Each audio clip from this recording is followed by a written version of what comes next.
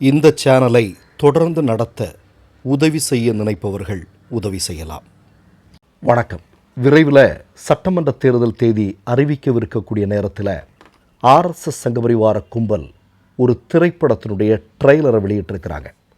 அந்த ட்ரெய்லருடைய கடைசியில் என்ன வருது அப்படின்னு பார்த்தீங்கன்னா, ஒருத்தன் சொல்கிறான், இந்து பெண்களை கொண்டு வாருங்கள், அதிகமான பணத்தை தருகிறேன், அதிலும் இந்துக்களில் பார்ப்பன பெண்களை கொண்டு வந்தால் இன்னும் அதிகமான பணத்தை தருகிறோம் என்பதாக அந்த ட்ரெய்லர் முடியும்.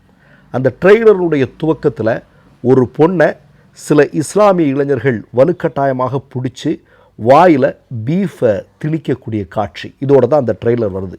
இப்படிப்பட்ட ஒரு ட்ரெய்லரை ஒரு மாநிலத்தினுடைய தேர்தலை முன்னிட்டு ஆர்எஸ்எஸ் சங்கபரிவார கும்பல் உருவாக்கி இன்றைக்கு வெளியிட்டிருக்கிறார்கள்.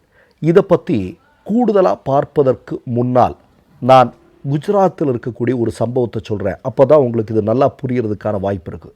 என்னுடைய நண்பர் ஒருவர் சமீபத்தில் குஜராத்திற்கு சென்றிருந்தார்.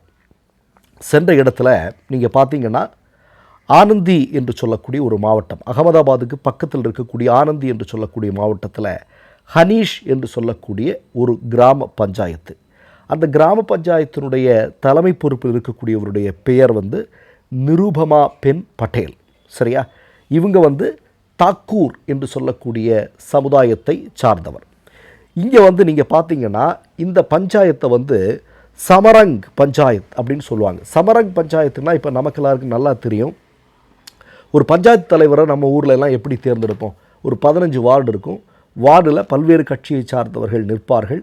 அவர்களுக்குள்ள ஒரு போட்டி இருக்கும். அதிகமான வார்டுகளை யார் கைப்பற்றுகிறார்களோ அந்த கட்சியினுடைய பிரதிநிதியோ அல்லது நிறைய ஆதரவாளர்கள் இருக்கக்கூடிய ஒரு சுயேட்சையோ அந்த பஞ்சாயத்தினுடைய தலைவராக வருவார்கள். ஆனால் குஜராத்தில் இருக்கக்கூடிய இந்த சமரங் பஞ்சாயத்து என்று சொல்லக்கூடிய இடத்துல என்ன நடக்குது அப்படின்னா, அங்கே தேர்தல் எல்லாம் கிடையாது. அங்கே இருக்கக்கூடிய நில உடைமையாளர்கள் இருக்காங்களே, ஜமீன்தாரர்கள் என்று சொல்லார்கள், அவங்க தான் அங்கே யார் தலைவராக வரணுங்கிறத தீர்மானிக்கக்கூடியது.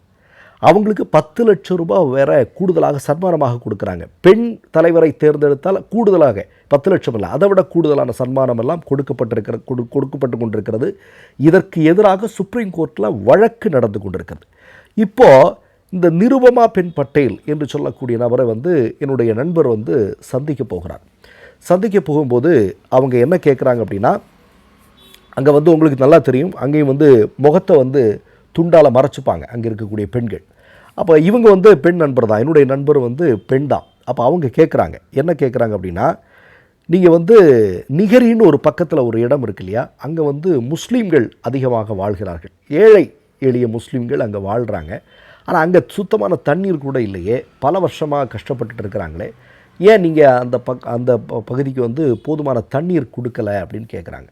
அப்போ அந்த பெண்மணி சொல்கிறாங்க, அப்படி ஒரு பகுதி இருக்கிறதே எனக்கு தெரியல அப்படின்னு சொல்கிறாங்க. வேணும்னா என்னுடைய உதவியாளர்கிட்ட கேட்டு பாருங்கள் அப்படின்னு. அப்போ உதவியாளர்கிட்ட பெண் நண்பர் போய் கேட்குறாங்க, நிகரிங்கிட இந்த முஸ்லீம் மக்கள் வசிக்கக்கூடிய பகுதி இருக்குது, அங்கே தண்ணி ஒன்றும் சுத்தமாக இல்லைன்னு சொல்கிறாங்களே அப்படின்னு சொல்லும்போது, எங்களுக்கும் அந்த மாதிரியான ஒரு பகுதி இருக்கிறதா தெரியலையே அப்படின்னு சொல்கிறாங்க. இது ஒன்று. ரெண்டாவதாக மிக மிக முக்கியமான விஷயம், நான் முதல்ல சொன்னேன் இல்லையா, ஒரு திரைப்படத்தினுடைய ட்ரெய்லர் அது எங்கே முடியுது அப்படின்னு பாருங்கள்.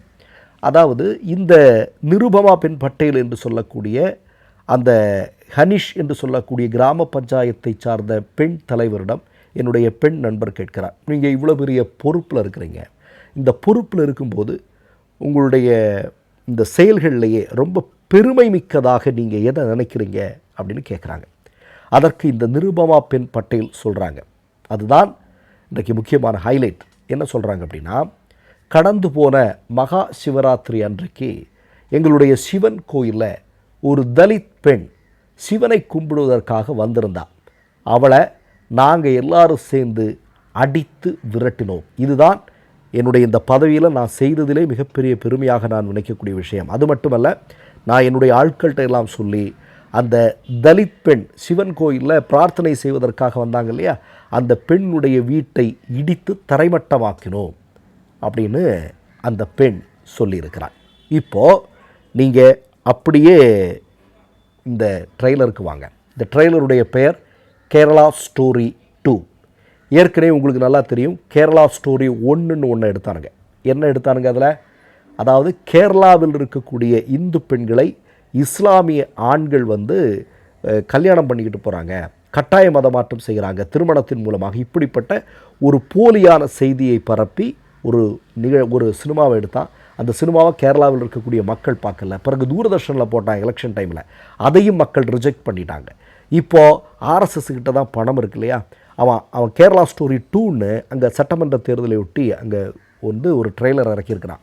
அதில் தான் நான் ஏற்கனவே சொன்ன விஷயங்கள், அதாவது ஒரு பெண் வலுக்கட்டாயமாக அந்த பெண்ணினுடைய வாயில் பீஃபை வலுக்கட்டாயமாக திணிக்கிறாங்க.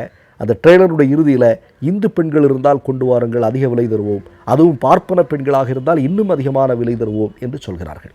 இதன் மூலமாக ஆர்எஸ்எஸ் சங்கபரிவார கும்பல் என்ன சொல்ல விரும்புகிறார்கள் என்றால், கேரளாவிலையும் தமிழ்நாட்டிலையும் இந்துக்களுக்கு வாழ முடியலை. இப்போ தமிழ்நாடை பற்றி எப்படி சொல்கிறானுங்க, தமிழ்நாட்டில் கோயிலில் தீபம் ஏற்ற முடியலைன்னு பார்லிமெண்ட்லேயே போய் பேசுகிறானுங்க.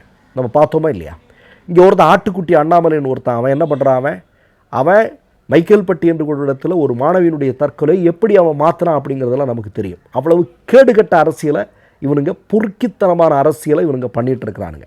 இப்போ நமக்கு எல்லாருக்கும் நல்லா தெரியுங்க, கேரளாவில் கட்டாய மதமாற்றம் தொடர்பான விஷயத்தை பற்றி பார்லிமெண்ட்டில் கேள்வி கேட்கும்போது உள்துறை அமைச்சகத்தின் சார்பாக வெளியிட்ட தகவல், இத்தனை வருடத்தில் 2 முறை மட்டும்தான் கட்டாய மதமாற்றம் என்பதற்காக வழக்கே பதிவு செய்யப்பட்டிருக்கிறது இத்தனை வருட காலத்தில். ஆனால் அந்த கேரளாவை பற்றி, அப்படிப்பட்ட ஒரு தமிழ்நாடை பற்றி, மதநல்லிணத்திற்கு பெயர் போன இந்த மண்களில் இப்படிப்பட்ட சூழ்ச்சிகளோடு ஆர்எஸ்எஸ் சங்கபரிவார கும்பல்கள் வந்திருக்கிறார்கள். நான் ஒன்றை சொல்லிக்கொள்ள விரும்புகிறேன், இவர்கள் இத்தனை காலத்தில் எத்தனை கிறிஸ்தவ பள்ளிகளை இடித்து உடைத்திருக்கிறார்கள், எத்தனை இஸ்லாமிய தேவாலயங்களை இடித்து உடைத்திருக்கிறார்கள். ஏன் இவனுக்கு கட்டிடம் கட்டணும்னா டெல்லியில் பழம்பெருமை வாய்ந்த இந்து கோயில்களை இடித்து தரைமட்டமாக்கி இருக்கிறான் ஆர்எஸ்எஸ்காரன் அப்படிங்கிறது நமக்கு தெரியும் தானே.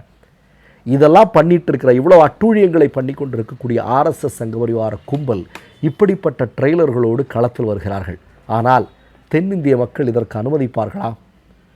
அவர்கள் மிகப்பெரிய அளவில் விரட்டி அடிப்பார்கள். இப்போ நான் ஒரு செய்தியை மட்டும் சொல்லிடுறேன்.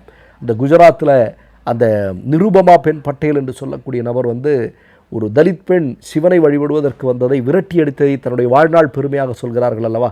அப்போ அதற்கு என்னுடைய பெண் நண்பர் கேட்குறாங்க, எப்பா நீ ஒரு ஒரு ஒரு ஒரு ஒரு மிக முக்கியமான பொறுப்பில் இருக்கிற, ஒரு பஞ்சாயத்தினுடைய தலைவியாக இருக்கிற, அரசியலமைப்பு சட்டத்தின்படி நீ இப்படி நடந்துக்கிறது சரியா அப்படின்னு. அதற்கு அந்த பெண் சொன்ன பதில், செருப்பை எடுத்து யாராவது தலையில் வைப்பாங்களா அப்படின்னு கேட்குறாங்க. குஜராத்தில் இருக்கக்கூடிய சங்க பரிவாரங்கள் அங்கே என்ன செய்து வைத்திருக்கிறார்கள் என்பதை பாருங்கள். அதனால தான் ராகுல் காந்தி தெளிவாக சொல்கிறார், இந்தியா என்று சொல்லக்கூடிய உலகின் மிகப்பெரிய ஜனநாயக நாட்டை மோடியும் சங்கபரிவார கும்பலும் சேர்ந்து மிகவும் பாழ்படுத்தி வைத்திருக்கிறார்கள், மிகப்பெரிய அளவில் சேதப்படுத்தி வைத்திருக்கிறார்கள். புது ஆட்சி வரும் பட்சத்தில் நம்ம அதை சரி பண்ணுறதுக்கே பல வருடங்களாகும். அந்த அளவிற்கு நாசம் பண்ணி வச்சிருக்கிறாங்க. மற்றொரு நிகழ்வில் சந்திப்போம். நன்றி, வணக்கம். 3 யூடியூப் சேனல்கள் வியாபாரத்திற்கு இருக்கிறது. தேவைப்படுபவர்கள் இந்த எண்ணுக்கு தொடர்பு கொள்ளுங்கள். மை நேம் இஸ் ரெட் சேனலை சப்ஸ்கிரைப் பண்ணிக்கோங்க. அதுக்கப்புறமா பக்கத்தில் இருக்கிற ஜாயின் பட்டனை கிளிக் பண்ணீங்கன்னா ஒரு நியூ பேஜ் ஒன்று ஓப்பன் ஆகும். அதுலேயும் ஜாயின் பட்டனே கிளிக் பண்ணிக்கோங்க. அதில் பார்த்தீங்கன்னா credit card, debit card options இருக்கு. இதில் உங்களுக்கு விசா, மாஸ்டர் கார்டு, ரிப்பே அப்படின்னு 3 ஆப்ஷன்ஸ் கொடுத்துருக்காங்க. அதில் நீங்கள் எந்த கார்டு சூஸ் பண்ணுறீங்களோ அந்த கார்டோட நம்பர் என்டர் பண்ணிக்கோங்க. அப்புறமா கார்டோட வேலிடிட்டி மந்த் அண்ட் இயரை டைப் பண்ணிக்கோங்க. அடுத்தபடியா உங்க கார்டோட பின்னால சிவிசி கோடுன்னு சொல்லிட்டு 3 நம்பர்ஸ் கொடுத்துருப்பாங்க. அந்த நம்பர் இதில் என்டர் பண்ணிக்கோங்க. அப்புறமா அட்ரஸ் அண்ட் இன்ஃபர்மேஷன் என்டர் பண்ணிட்டு பைங்கிற பட்டனை கிளிக் பண்ணிக்கோங்க. ஒருவேளை உங்க கார்டு நம்பர் இன்வாலிட்னு காமிச்சிச்சுன்னா உங்க கார்டுல இன்டர்நேஷனல் யூசேஜை எனேபிள் பண்ணுங்க.